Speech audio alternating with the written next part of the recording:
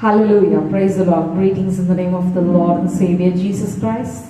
எங்களோடு சேர்ந்து தேவனை ஆராதிப்போம். சங்கீதம் 13 அதிகாரம் 6 வசனம் எப்படியாக சொல்லுகிறது, கர்த்தர் எனக்கு நன்மை செய்தபடியால் அவரை பாடுவேன் என்று. ஆகையால் தேவன் நமக்கு இந்த நாட்களிலே அநேக நன்மைகளை செய்திருக்கிறார். தேவனை எங்களோடு சேர்ந்து நீங்களும் ஆராதிங்கள். எந்த இடத்தில் இருந்தாலும் பரவாயில்லை, எந்த சூழ்நிலையில் இருந்தாலும் பரவாயில்லை, தேவனை நாம் ஆராதிக்கும் போது அந்த இடத்துல தேவன் காணப்படுகிறவராய் இருக்கிறார். ஹல்லேலூயா. ஸ்தோத்திரம் பாடியே போற்றிடுவேன் என்ற பாடலை எல்லோரும் ஒன்று சேர்ந்து நாம் பாடுவோம்.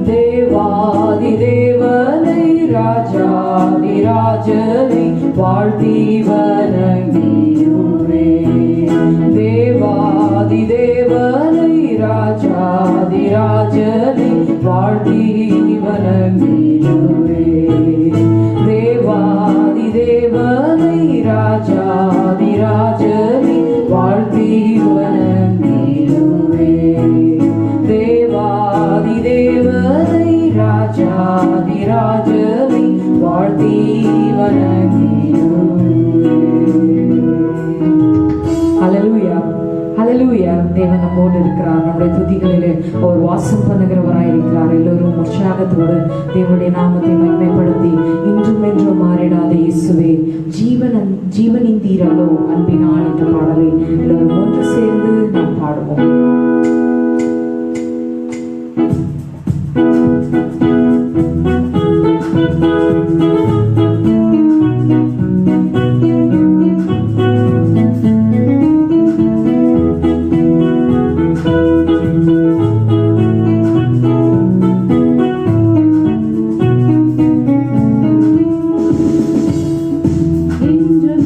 Maria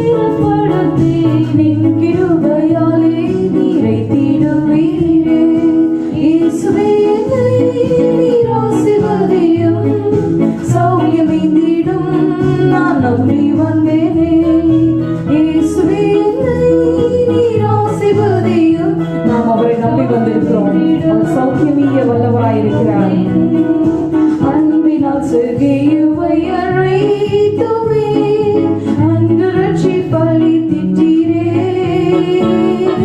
அன்பினால் சர்க்கையுவை அழைத்துமே அன்று ரட்சிப்பளித்திட்டீரே.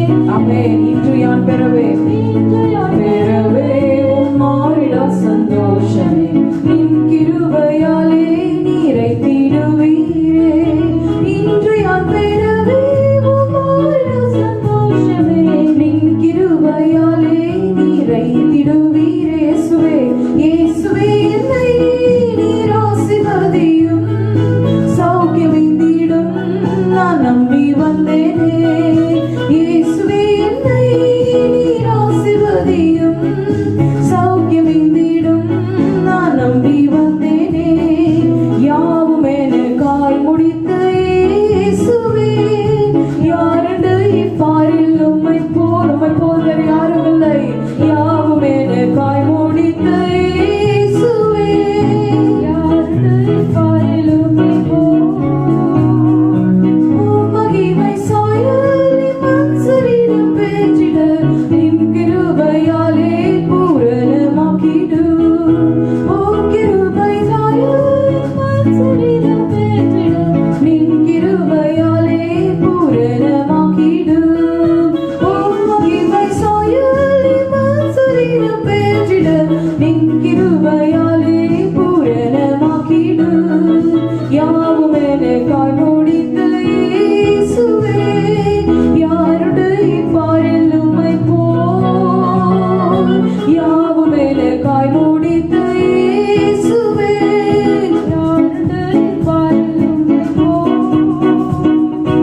உம் மகிமை சாயல் மன் சரீரம் பெற்றிட நின் கிருபையாலே பூரணமாக்கிடு. உம் மகிமை சாயல் மன் சரீரம் பெற்றிட நின் கிருபையாலே பூரணராகிடு. இயேசுவே என்னை நீர் ஆசீர்வதியும் சௌக்கியமிந்திடும் நான் நம்பி வந்தேனே.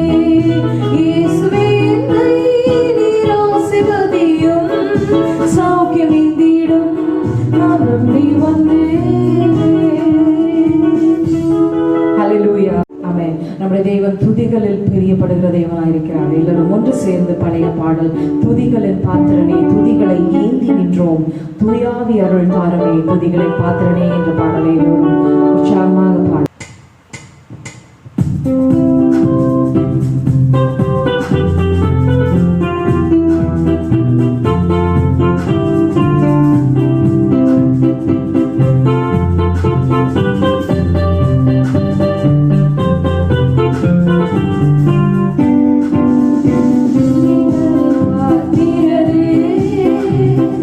துதிகளை ஏந்தி நின்றோம் தூயாவி அருள் தாருமே துதிகளின் பாத்திரரே. துதிகளின் பாத்திரரே துதிகளை ஏந்தி நின்றோம் தூயாவி அருள் தாருமே துதிகளின் பாத்திரரே. துதிகளின் பாத்திரரே கடந்தையின் நாட்களெல்லாம் கருணையாய் நடத்தினாரே. கடந்தையின் நாட்களெல்லாம் கருணையாய் நடத்தினாரே. கருத்துடன் மாதயவை கனிவுடன் பாடிடுவோம் துதிகளின் பாத்திரரே. ஆமென். துதிகளில் வாசம் செய்கிற தேவன் நின்றோம் தூயாவி அருள் தாருமே துதிகளின் பாத்திரனே. ஆபத்து நாளினிலே ஏற்ற சகாய நீரே. ஆபத்து நாளினிலே ஏற்ற சகாய நீரே. அதிசயம் செய்பவரே துதிகளை செலுத்துகிறோம் துதிகளின் பாத்திரரே.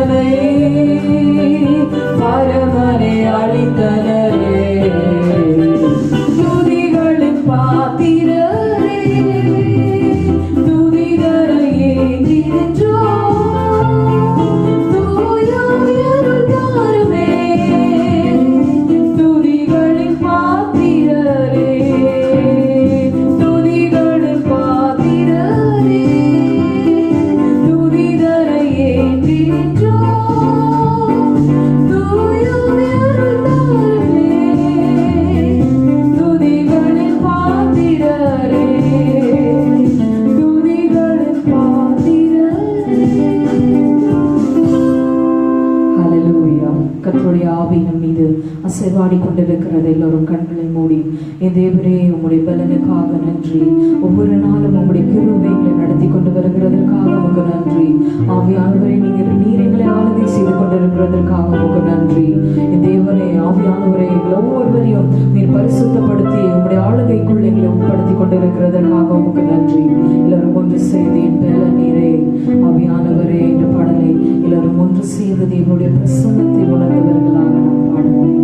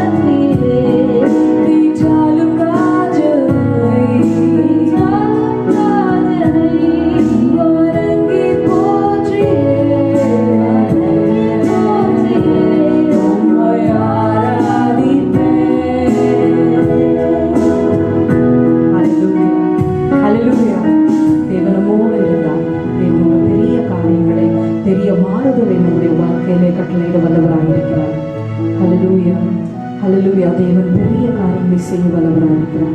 இந்த நேரத்திலும் கர்த்தருடைய வார்த்தையை நாம் கேட்க போகிறோம். கர்த்தர் நம்மோடு இடைபெறுவாராக. ஆமென். Hallelujah. God love you. Thank you. Greetings in the name of the Lord Jesus Christ. We are going to hear the word of God. Before that, let's have a word of prayer. Heavenly Father, thank and magnify Thee for this morning service. You have helped us to gather together and hear the word of God. As the people hear the word of God, speak with everybody. Let your presence come upon everybody, Lord. Let them be blessed. Your word is very important to us. Speak with everybody, Lord. Bless everybody. Let them have a good, blessed day in their life. Through your word you are speaking. We are expecting, the people are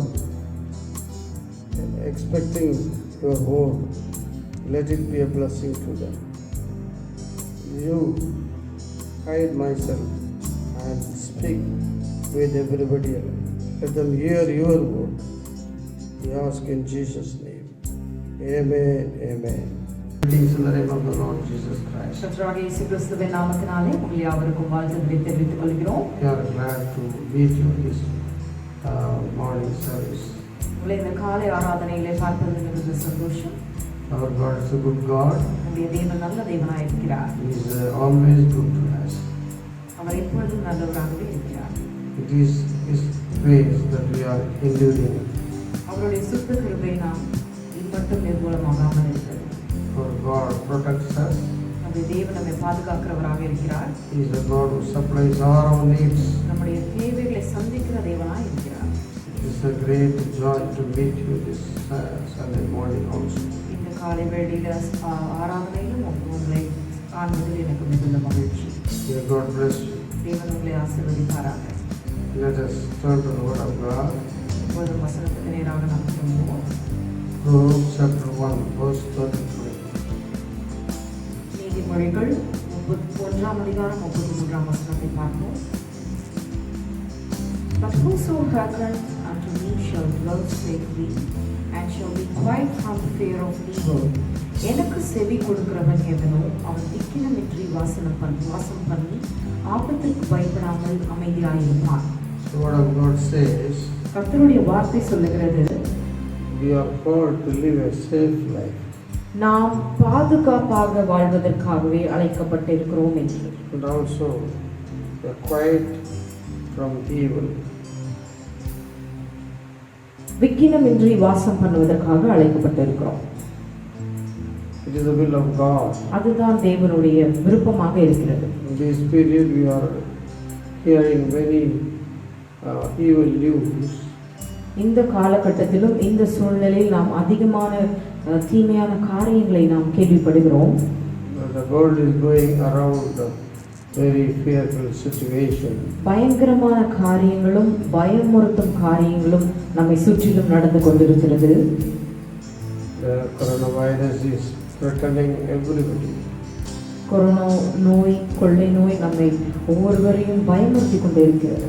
But God gives a promise to His people. ஆனால் தேவன் தன்னுடைய மக்களுக்கு என்று வாக்குத்தத்தை வைத்திருக்கிறார். We will live a safe life and also a life without fear. நாம் ஆபத்திற்கு பயப்படாமல் அமைதியாய் இருப்போம் என்று வேதம் சொல்லுகிறது. There is a condition also. அதற்கு முன்பதாக ஒரு விதிமுறையை நாம் பார்க்கிறோம். God, every promise, He expects a condition. வேதத்திலே காணப்படுகிற ஒவ்வொரு வாக்குத்தத்தத்திற்கு முன்பாகவும் தேவன் ஒரு நிபந்தனைகளை வைத்திருக்கிறதை நாம் பார்க்கிறோம். What is the condition here? Said, இந்த வசனத்திலே என்ன நிபந்தனை என்றால், we should listen to His word. அவருடைய வார்த்தைக்கு நாம் செவி கொடுப்பவர்களாக இருக்க வேண்டும். There are many voices in the world. இந்த உலகத்திலே அநேக வார்த்தைகள் இருக்கின்றன. Voices. இந்த உலகத்திலே அநேக சத்தங்களை நாம் கேட்கலாம். Man's voice, மனிதர்களுடைய சத்தம் இருக்கிறது, Satan's voice, பிசாசினுடைய சத்தம் இருக்கிறது, but there are also God's voice. ஆனால் தேவனுடைய வார்த்தையும் இருக்கிறது. When we hear the God's voice, கர்த்தருடைய வார்த்தையை நாம் கேட்கும் பொழுது we listen carefully. நாம் ஜாக்கிரதையாக கேட்கிறோம். When we listen carefully, நாம் ஜாக்கிரதையாக கேட்கும் பொழுது we will get blessings. நாம் ஆசீர்வதிக்கப்படுவோம். That's the word of God says. இங்கே அதுதான் வேதம் சொல்லுகிறது. There is a safe life ஆபத்திற்கு பயப்படாமல் and also a fearless life. ஒரு பயமில்லாத ஒரு வாழ்க்கையை நாம் வாழலாம். A quiet life. அமைதலான வாழ்க்கையை நாம் வாழலாம். God has promised us in these days. கர்த்தர் இதை தான் நமக்கு வாக்குத்தத்தமாக கொடுத்திருக்கிறார். Whatever way situation around us, நம்மை சுற்றிலும் எவ்விதமான சூழ்நிலைகளில் காணப்பட்டாலும் God's promise is very comfort to us. கர்த்தருடைய வார்த்தை இந்த நாட்களிலே நம்மளுக்கு ஒரு ஆறுதலாக இருக்கிறது. Let us hear the word of God. கர்த்தருடைய வார்த்தையை நாம் கேட்போம்.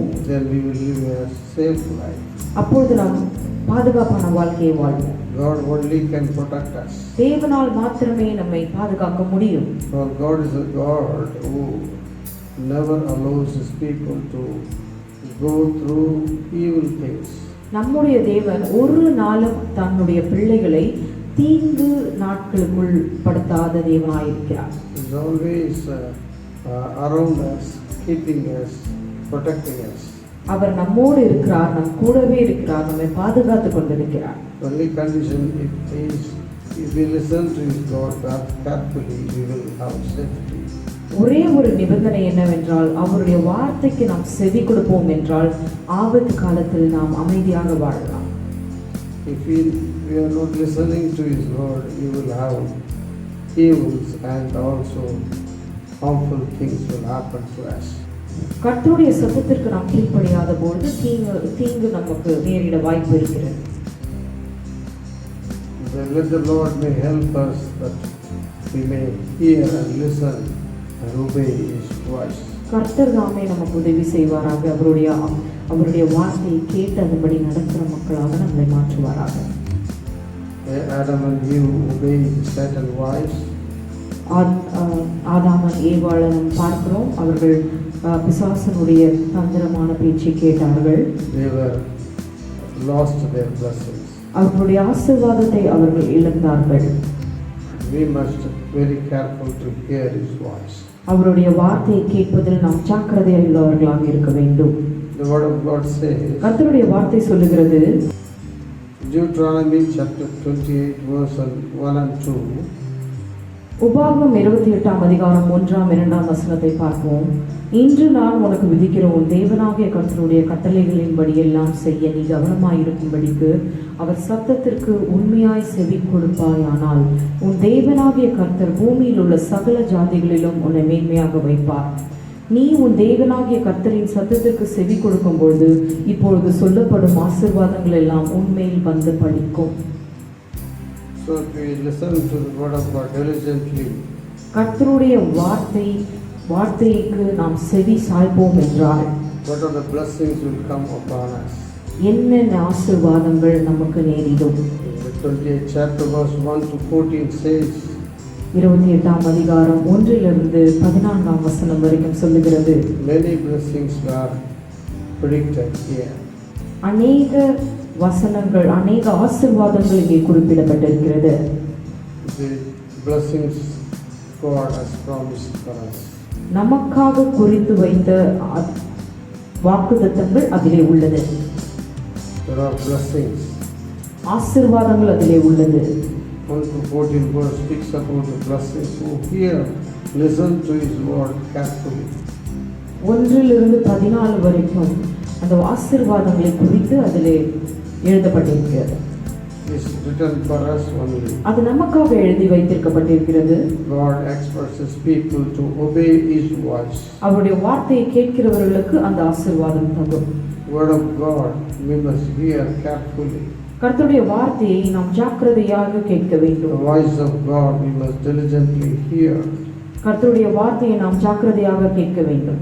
Then obey to His voice. அந்த வார்த்தைக்கு செவி சாய்த்து அதன்படி நடக்கிறவர்களாக இருக்க வேண்டும். These following blessings will follow us. இவ்விதமான ஆசீர்வாதங்கள், இதிலே குறிக்கப்பட்ட ஆசீர்வாதங்கள் நம்மளை தொடரும். The blessings will fill us. இந்த ஆசீர்வாதங்கள் நம்மை நிரப்பும். It is the will of God we should be blessed. நாம் ஆசீர்வாதமாய் இருப்பதே தேவனுடைய விருப்பமாக இருக்கிறது. First of all, we hear that when we listen to His word, we will live a safe life. கர்த்தருடைய வார்த்தையை நாம் கேட்கும் பொழுது, அதன்படி நடக்கும் பொழுது நாம் ஒரு ஆபத்து இல்லாத ஒரு வாழ்க்கையை வாழ முடியும். Secondly, when we hear the word of God diligently, we will get blessings from the Lord. இரண்டாவதாக, கர்த்தருடைய வார்த்தையை கேட்டு அதன்படி நடக்கிறவர்களுக்கு ஆபத்து இல்லாத ஒரு ஆசீர்வாதமான வாழ்க்கை அமையும். Ecclesiastes chapter 5 verse 1. பிரசங்கி 5ஆம் அதிகாரம் 1ஆம் வசனம் இப்படியாக சொல்லுகிறது, நீ தேவாலயத்துக்கு போகும்பொழுது உன் நடையை காத்துக்கொள். மூடர் பலியிடுவதைப் போல பலியிடுவதை பார்க்கிலும் செவி கொடுக்க சேர்வதே நலம். தாங்கள் செய்கிறது தீமை என்று அறியாதிருக்கிறார்கள். Here we can see. Thirdly, when we go through the house of God, இங்கே மூன்றாவதாக நாம் பார்க்கிறோம், கர்த்தருடைய ஆலயத்துக்கு நாம் செல்லும் பொழுது how we have to go. எப்படி நாம் செல்ல வேண்டும். Lord of God says we must know to go to sacrifice, full sacrifice. மூடர் பலியிட செல்லுகிறது போல நாம் செல்லாமல், But our God expects us to hear Him. அவருடைய வார்த்தையை நாம் கேட்க வேண்டும் என்பதே அவருடைய எதிர்பார்ப்பாக இருக்கிறது. To hear only. அவருடைய வார்த்தையை நாம் கேட்க வேண்டும். Why we are going to church? சபைக்கு நாம் எதற்காக செல்கிறோம்? There are many reasons we can say. அநேக காரணங்கள் நாம் சொல்லலாம். But only the first and best reason is to hear the word of God. முதலாவதாக நாம் போக வேண்டியது மற்றும் சிறந்தது எதற்கு என்றால், கர்த்தருடைய வார்த்தையை கேட்கவே நாம் ஆலயத்துக்கு செல்ல வேண்டும். Through the word of God, God speaks with us.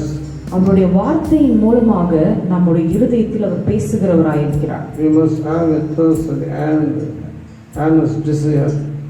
நம்முடைய இருதயத்திலே நமக்கு ஒரு தாகம் இருக்க வேண்டும்.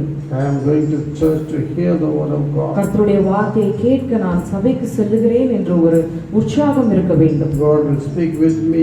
தேவன் என்னோடு பேசுவார் என்று விசுவாசத்தோடு வர வேண்டும். There is a manna for me. கர்த்தருடைய வார்த்தை எனக்காக வைக்கப்பட்டிருக்கிறது என்று, I will go and hear the word of God. கர்த்தருடைய வார்த்தையை நான் கேட்பேன் என்று. It's not for to go to the church to look here and there and listening something.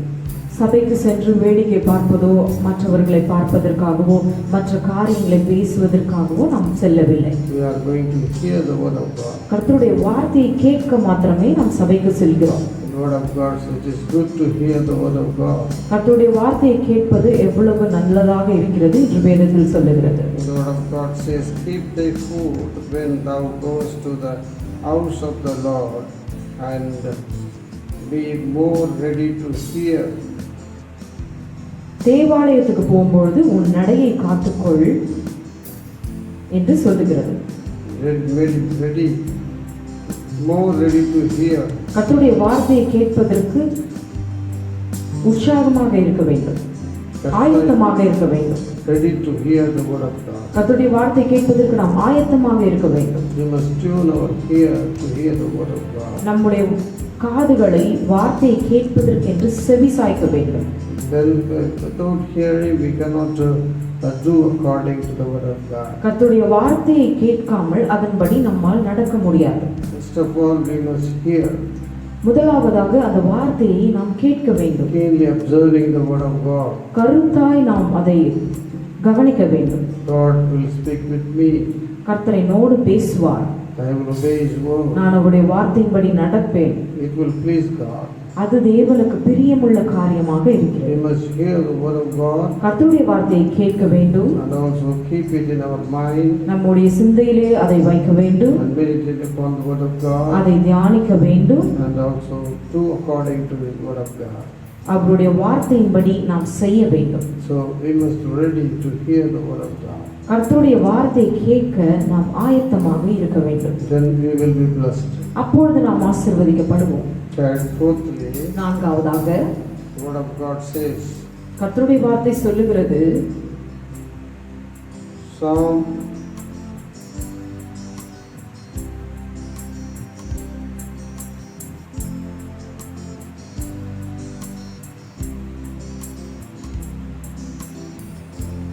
Proverbs 8:34. நீதிமொழிகள் 8:34 சொல்லுகிறது, என் வாசற்படியில் நித்தம் விழித்திருந்து என் கதவு நிலையருகே காத்திருந்து எனக்கு செவி கொடுக்கிற மனுஷன் பாக்கியவான். The word of God says, the man who waited upon his presence and also hearkeneth his voice is a man who blessed man. என் வாசற்படியில் நித்தம் விழித்திருந்து என் கதவு நிலையருகே காத்திருந்து எனக்கு செவி கொடுக்கிற மனுஷன் பாக்கியவான் என்று சொல்லப்படுகிறது. It is some higher standard that only not hearing the word of God but to wait upon the word of God.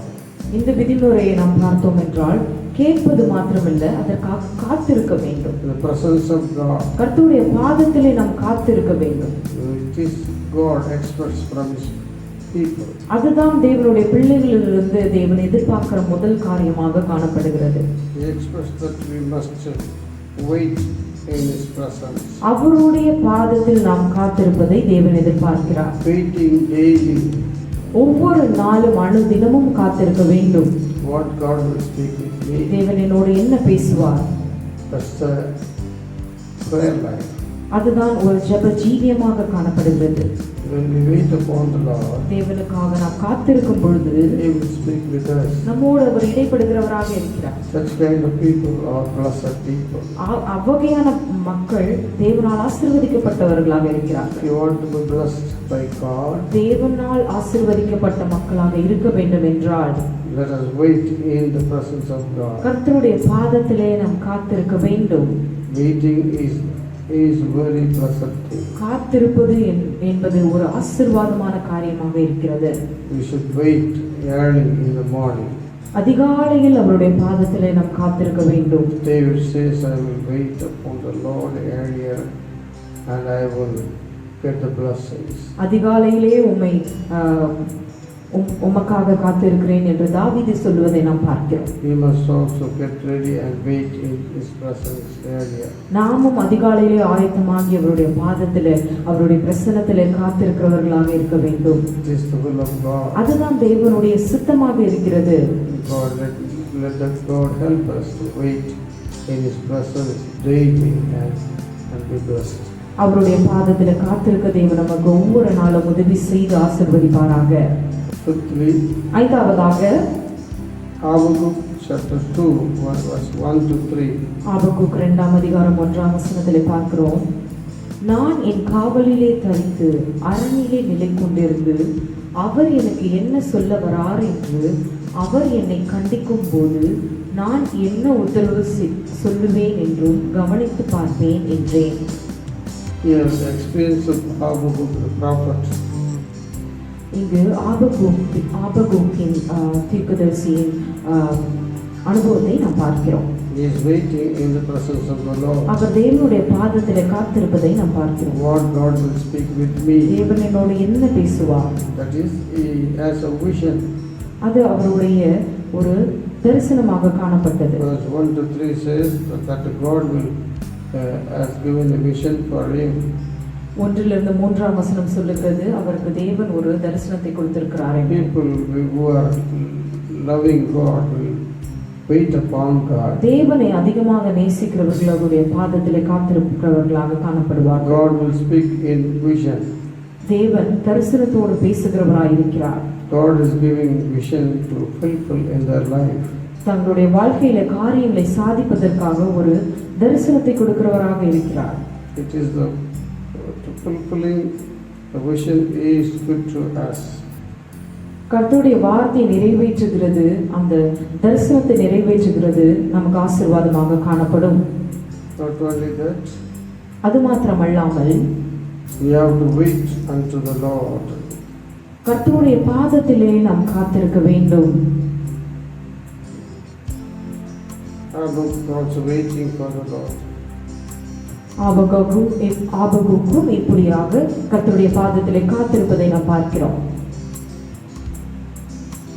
Even though God gives a vision, தேவன் ஒரு தரிசனத்தை கொடுத்திருந்தாலும் we have to wait until it come to pass.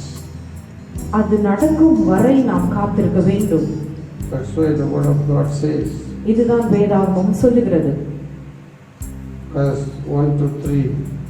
1-3 வசனம் சொல்லுகிறது, அப்பொழுது கர்த்தர் எனக்கு பிரதியுத்தரமாக, நீ தரிசனத்தை எழுதி அதை கடந்தோடுகிறவன் வாசிக்கும்படி பலகையிலே தீர்க்கமாக வரை. குறித்த காலத்துக்கு தரிசனம் இன்னும் வைக்கப்பட்டிருக்கிறது, முடிவிலே அது விளங்கும், அது பொய் சொல்லாது, அது தாமதித்தாலும் அதற்கு காத்திரு, அது நிச்சயமாய் வரும், அது தாமதிப்பதில்லை. The word of God says here, கர்த்தருடைய வார்த்தை இங்கே சொல்லுகிறது, the vision will have a time to come to pass. குறித்த காலத்திற்காக தரிசனம் வைக்கப்பட்டிருக்கிறது. People who are waiting in the presence of the Lord, கர்த்தருடைய வார்த்தைக்கு அவருடைய பிரசன்னத்துக்காக, அவருடைய பிரசன்னத்தில் காத்திருக்கிற மக்களுக்கு God gives vision, தரிசனத்தை கொடுக்கிற தேவன். and until it is come to pass, we should wait. அந்த காரியம் நடைபெறும் வரைக்கும் நாம் காத்திருக்க வேண்டும். When God gives a vision, ஒரு தரிசனத்தை தேவன் கொடுப்பாரானால் definitely it will come to pass. அது கண்டிப்பாக நிறைவேறும். But there is a time God appointed. அதற்கென்று ஒரு காலத்தை தேவன் குறித்து வைத்திருக்கிறார். The people who are waiting in the presence of the Lord, கர்த்தருடைய பிரசன்னத்திலே காத்திருக்கிற மக்கள் they will have visions, தரிசனத்தை காண்பார்கள், and also it will come to pass. அது கண்டிப்பாக நிச்சயமாகவே நிறைவேறும். We should no doubt about the vision. அதை குறித்து நாம் சந்தேகப்படக்கூடாது. God definitely will fulfill His vision in our life. அந்த காரியத்தை தேவன் கண்டிப்பாக நம்முடைய வாழ்க்கையிலே நடத்துகிறவராயிருக்கிறார். It is a great privilege for us. அது நமக்கு எவ்வளவு ஒரு சிறந்த ஒரு காரியமாக காணப்படுகிறது. So it is a blessed thing to have a vision in our life. தரிசனங்களை நாம் அனுபவிப்பது, காண்பது, அது ஒரு ஆசீர்வாதமான அனுபவம். Joseph also got a vision. யோசேப்பும் தரிசனத்தை காண்பதை நாம் பார்க்கிறோம். Many years after his vision came to pass. அநேக வருடங்கள் கழித்து அது நடந்ததையும் பார்க்கிறோம். The situation may be worse, சூழ்நிலைகள் மாறாக இருக்கலாம், but God's vision will come to pass. ஆனால் தேவன் கொடுத்த தரிசனமோ மாறாதது. In our life also God may give us many visions, நம்முடைய வாழ்க்கையில அநேக தரிசனங்களை தேவன் கொடுத்திருக்கலாம், but it will take time. அது தாமதமானாலும் We have to wait. அதற்காக நம்ம காத்திருக்க வேண்டும். Our God is not a liar. நம்முடைய தேவன் பொய் சொல்லுபவர் அல்ல. He is a real God, faithful God. அவர் உண்மையான தேவன், கண்டிப்பாக நமக்காக செய்வார். So we have to wait in His presence. அவருடைய பாதத்திலே நாம் காத்திருக்கும் பொழுது Let us get His vision. அவருடைய தரிசனத்தை நாம் பெற்றுக்கொள்வோம். Wait until it come to pass. அது நடக்கும் வரை நாம் காத்திருப்போம். God's blessing will definitely come to us. தேவனுடைய ஆசீர்வாதம் நிச்சயமாக நமக்கு உண்டு. And also, அடுத்ததாக sixthly, ஆறாவதாக 1 Samuel chapter 15, 1 சாமுவேல் 15 அதிகாரம் verse 22 and 23. 22-23 வசனத்தை பார்ப்போம்.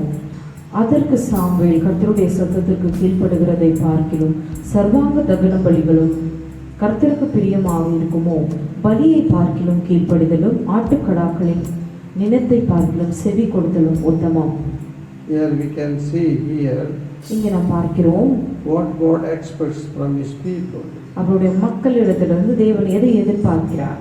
Verse 15:1-3 says, 15 அதிகாரம் 1-3 வசனம் எப்படியாக சொல்லுகிறது, பின்பு சாமுவேல் சவுலை நோக்கி, இஸ்ரவேலராகிய தம்முடைய ஜனங்கள் மேல் உம்மை ராஜாவாக அபிஷேகம் பண்ணுகிறதற்கு கர்த்தர் என்னை அனுப்பினாரே. இப்பொழுதும் கர்த்தருடைய வார்த்தையின் சத்தத்தை கேளும். சேனைகளின் கர்த்தர் சொல்லுகிறது என்னவென்றால், இஸ்ரவேலர் எகிப்திலிருந்து வந்தபோது அமலேக்கு அவர்களுக்கு வழிமறித்த செய்கையை மனதிலே வைத்திருக்கிறேன். here God has given a job to King Saul சவுலுக்கு ஒரு வேலையை தேவன் கொடுத்திருக்கிறார். to destroy the Amalekites, அமலேக்கியரை அழிப்பதற்கு ஒரு வேலை கொடுத்திருக்கிறார். because the Amalekite peoples were hated people in His presence. ஏனென்றால் கர்த்தருடைய பார்வைக்கு அவர்கள் விரோதமானவர்களாக காணப்பட்டார்கள். Always they were fighting against the Israel people.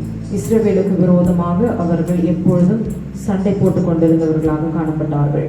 So God hates the people. ஆகையால் தேவன் அமலேக்கியரை வெறுக்கிறவராக இருந்தார். So we want to judge the people.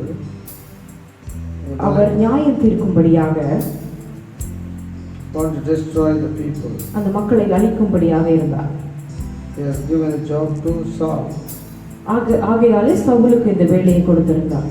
But Saul ஆனால் Schawlow disobeyed God. கர்த்தருடைய வார்த்தைக்கு கீழ்ப்படியவில்லை. What God says, he didn't completely obey the word of God. தேவன் சொன்ன பிரகாரமாகவே அவர் கீழ்ப்படியவில்லை. We want to destroy the king Ahab. ஆகாக் என்ற ராஜாவை கொல்ல வேண்டும், ஆனால் இவர் கொல்லவில்லை. He left the cattle. கொழுத்த கன்றுகளையும் விட்டுவிட்டார். It is not the will of God. Want to consume, destroy completely the Amalekites and all the cattle, everything. அமலேக்கியரையும் அவர்களுக்கு உண்டான அனைத்தையும் கொல்லும்படியாக தேவன் கட்டளையிட்டிருந்தார். Even the king.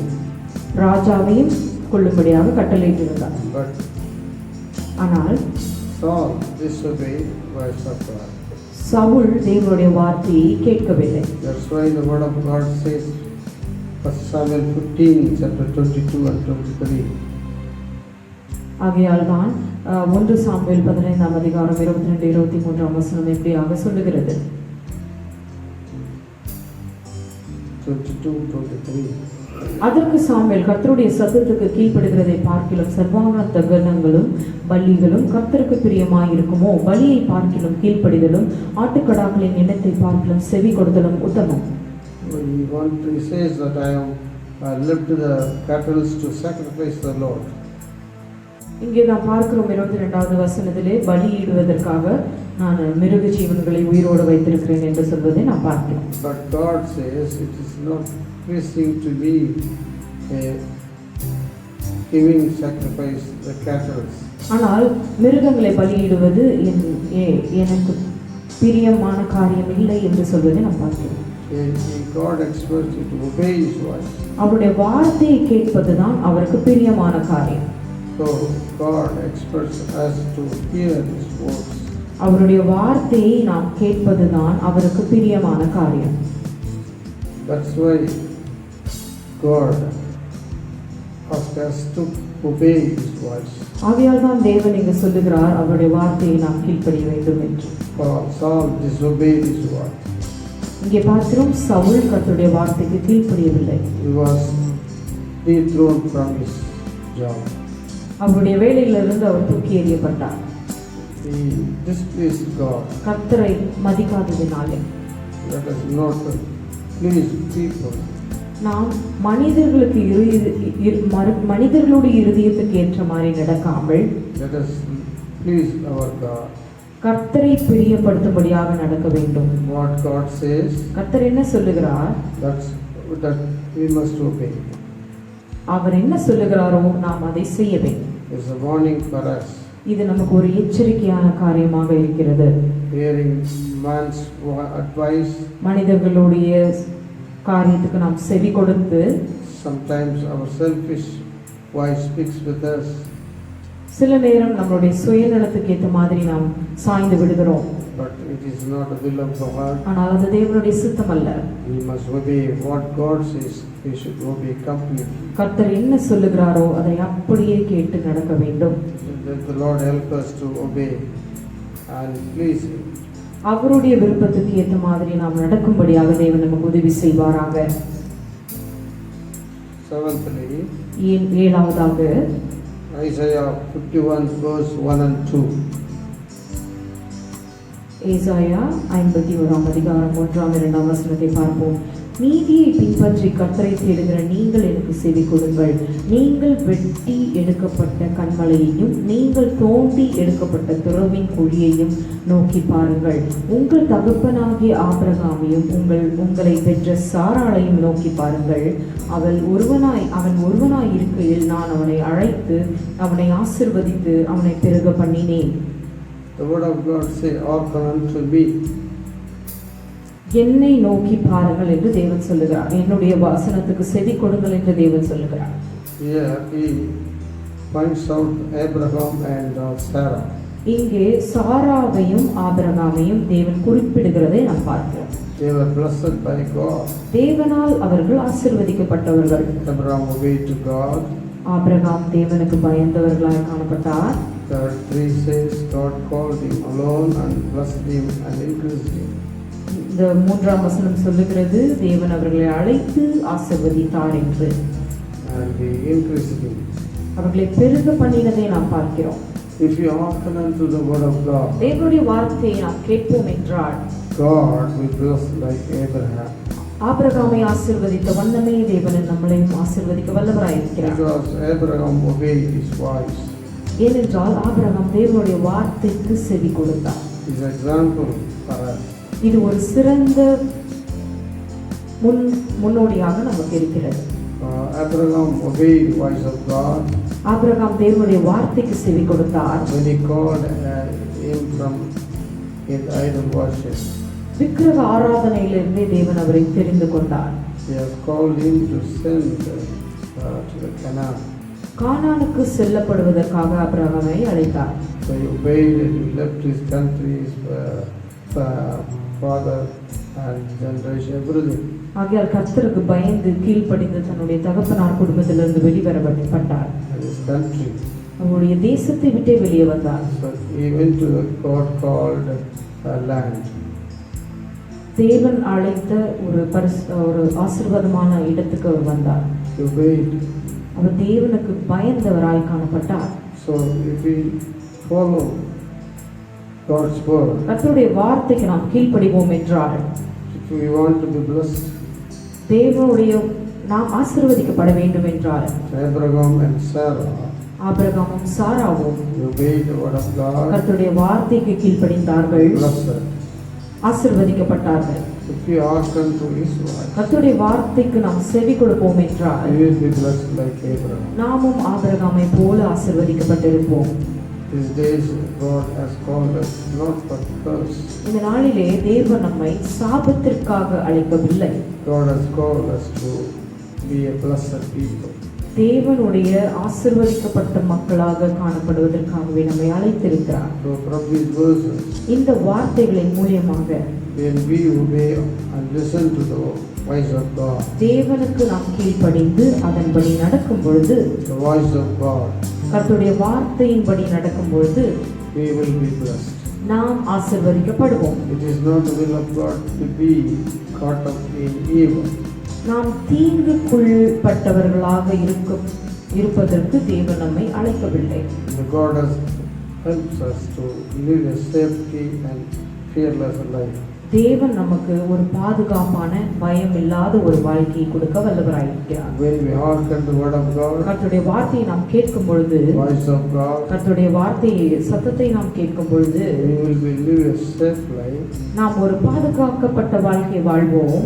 We will, if we hear the voice diligently, கர்த்தருடைய வார்த்தையை நாம் தொடர்ந்து கேட்கும் பொழுது, we will have blessings as said in Deuteronomy 28 verse 1 to 14. உபாகமம் 1-4 சொல்லப்பட்ட அனைத்து ஆசீர்வாதங்களும் நாம் சொந்தமாக்கிக் கொள்வோம். When we go to the church to hear the word and voice of God, கர்த்தருடைய வார்த்தை கேட்பதற்காக வாஞ்சியோடு நாம் சபைக்கு செல்லும் பொழுது we will be blessed. நாம் ஆசீர்வதிக்கப்படுவோம். Not only that, அது மாத்திரமல்லாமல் when we wait in the presence of the கர்த்தருடைய Lord, பாதத்திலே நாம் காத்திருக்கும் பொழுது we will be blessed. நாம் ஆசீர்வதிக்கப்படுவோம்.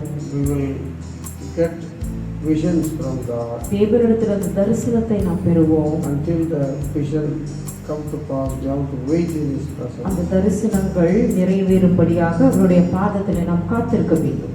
God will help us to fulfill His vision. கர்த்தருடைய தரிசனம் நிறைவேறும்படியாக தேவன் உதவி செய்வார். Not only that, அது மாத்திரமல்லாமல் our God நம்முடைய தேவன் is warning us நம்மை எச்சரிக்கிறார். as Saul disobeyed the voice of God. Saul கர்த்தருடைய வார்த்தைக்கு கீழ்ப்படியாதது போல he lost his blessing.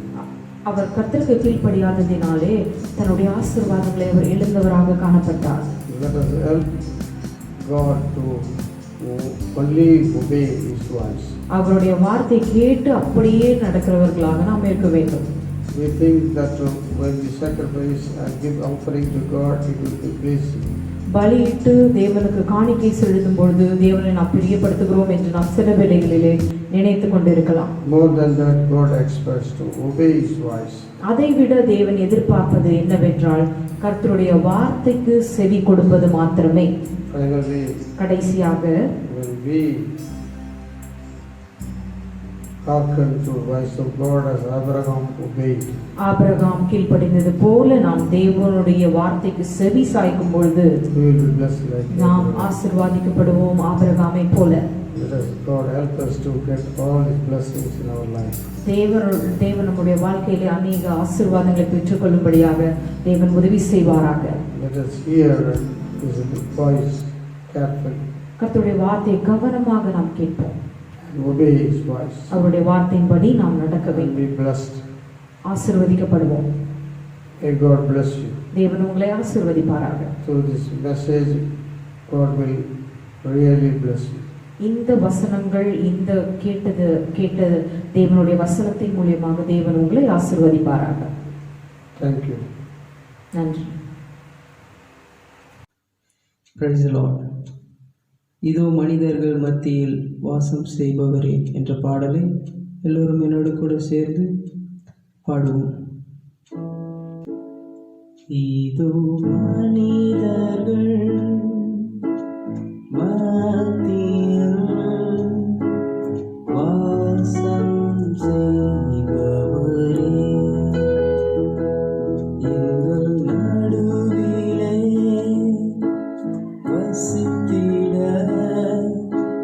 விரும்பிடும் தெய்வமே உமக்கு சிங்காசனம் அமைத்திட உம்மை துதிக்கின்றோம் இயேசுவே பரிசுத்த அலங்காரத்துடனே உம்மை தொழுகின்றோம் இயேசுவே எங்கள் மத்தியில் உலாவிடும் எங்களோடென்றும் வாசம் செய்யும் எங்கள் மத்தியில் உலாவிடும் எங்களோடென்றும் வாசம் செய்யும்.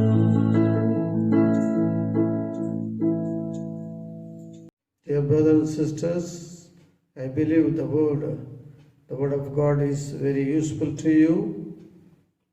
God has spoken with you. Really, you will be blessed through the word of God.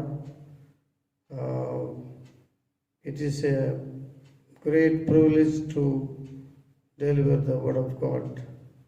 He has spoken with us, everybody. Our God is a good God. He always helps us and protects us. Let's pray and finish. Heavenly Father, thank you, Father. You have helped us to hear your word.